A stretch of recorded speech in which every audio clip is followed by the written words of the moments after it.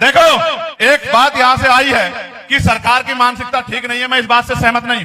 जो सरकार उत्तर प्रदेश में है, उस सरकार के पीछे एक विचार है, और जिस आंदोलन को हम लोग चला रहे हैं उसके पीछे भी एक विचार है। उस सरकार के पीछे एक विचार है कि पूंजीपतियों को आगे बढ़ाना है, देश में पुनः मनुस्मृति का राज लाना।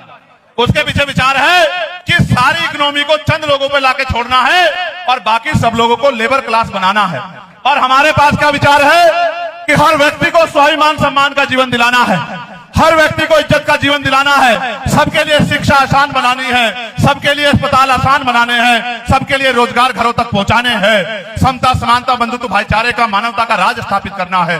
वो अपने विचार पे काम कर रहे हैं और हम अपने विचार पे काम कर रहे हैं। जब कुर्सी पे वो बैठेंगे तो उनका विचार आगे बढ़ेगा, और जब कुर्सी पे आप लोग बैठोगे तो आपका विचार आगे बढ़ेगा। इसलिए मैं आपको पूछना चाहता हूं, आप इतनी बड़ी संख्या में यहाँ आए हो, अगर यहां से जाके मेरी बात पे पहरा नहीं दोगे, काम नहीं करोगे, तो फिर बताओ कि आगे का रास्ता आसान कैसे हो पाएगा। मैं आपसे कुछ मांगना चाहता हूं, बताओ मांगू क्या?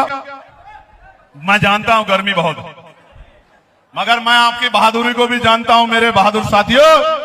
मैं जानता हूं कि किसान मजदूर के बच्चे, मैं अभी दुबई गया था। कहा गया था? दुबई। सोने जैसी दुबई बनाई किसने? 35 लाख भारतीय मजदूर है वहां। कितने? 35 लाख।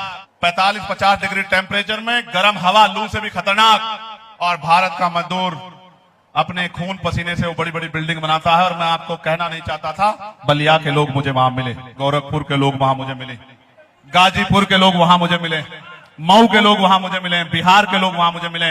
और अगर ये सरकार अच्छी होती और रोजगार देती तो वहां उस गर्मी में मरने के लिए भारतीय लोगों को नहीं जाना पड़ता। मेरी बात को आप याद रखना।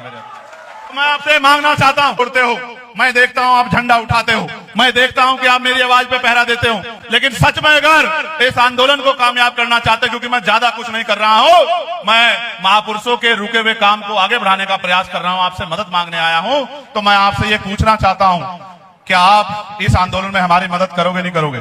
तो करना यह है मेरे साथियों, घर से निकलना है, सबसे पहले अपना गांव तैयार करना है। गांव में घर घर जाके महापुरुष जितने मैंने बताए हैं उन महापुरुषों को पढ़ना है, उन महापुरुषों को पढ़ना है और उन महापुरुषों को पढ़ाना है। बहनों को, माओ को, दादियों को, चाचा को, ताऊ को, बच्चों को, महापुरुषों को पढ़ाना है, भाईचारा बनाना है।